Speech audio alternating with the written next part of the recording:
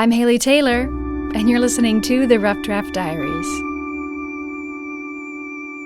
On the previous episode of the Rough Draft Diaries, Dee Brown gave us two connections to choose from.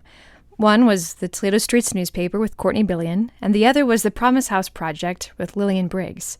Now, I wanted to do both, so I was pretty happy when I realized, after I chose Toledo Streets Newspaper, that Lillian Briggs actually works there too. She's the Director of Development. Although I didn't get a chance to interview her, you'll hear her name pop up here and there. I did talk to Courtney Billian. She's the Workforce Development Manager, and she came to work for TSN, Toledo Streets Newspaper, along with Lillian just about 10 months ago. Hi, I'm Courtney Billian. I'm 41. I've been doing nonprofit since I was 16. I got into this by a former friend, and she invited me to come and do this, and it's because I've done other projects like Toledo Grows. So I've always been part of like a grassroots movement of really getting information out to those that need it. As you can tell from the title, the Toledo Streets Newspaper gets its information into the public through newspaper. Well, we deal with a social calendar, and we touch on alcohol and abuse.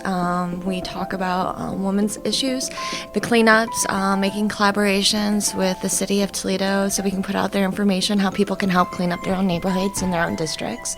And that's really what we try focusing on, and encouraging our community and our vendors to participate in that way.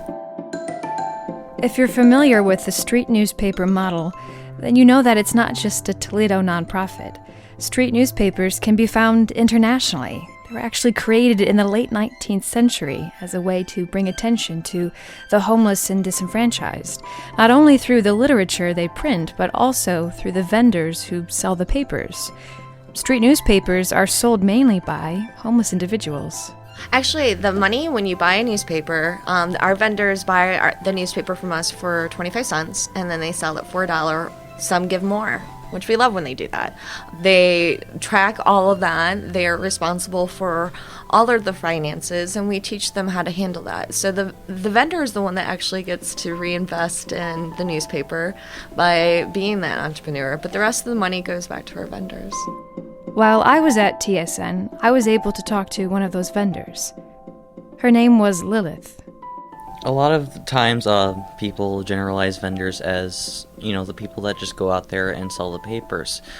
But I view it as a lot more than that.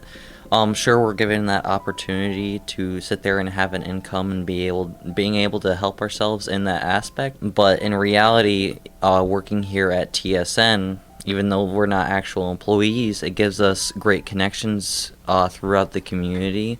A lot of the people you meet, like Courtney and Lillian, I've known them for quite a bit now.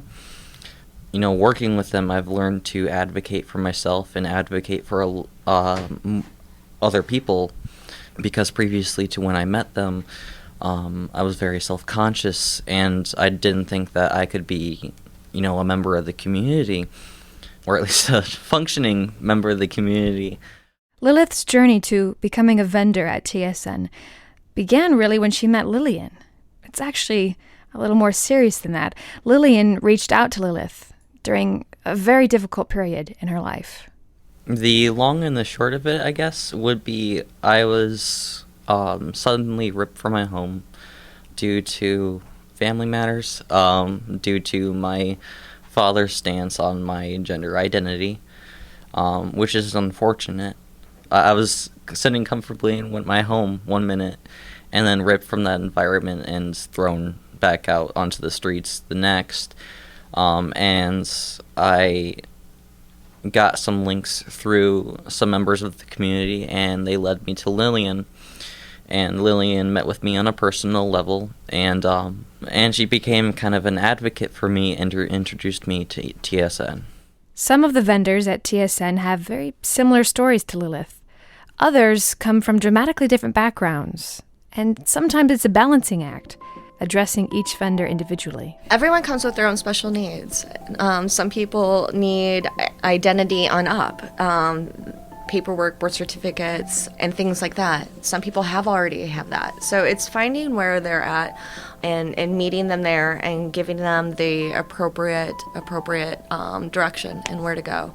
The amazing thing is we have this byproduct called paper. What's also wonderful, Lillith, who is quite the entrepreneur herself, will take opportunities when there are events going on. And those are the kind of partnerships and relationships we want them to build, as well as we try to help them build. So I like that dialogue in our community. I think if people were more willing to help someone but with their questions or an idea or a direction, people would feel less stuck. And I like being a part of things that aren't stuck.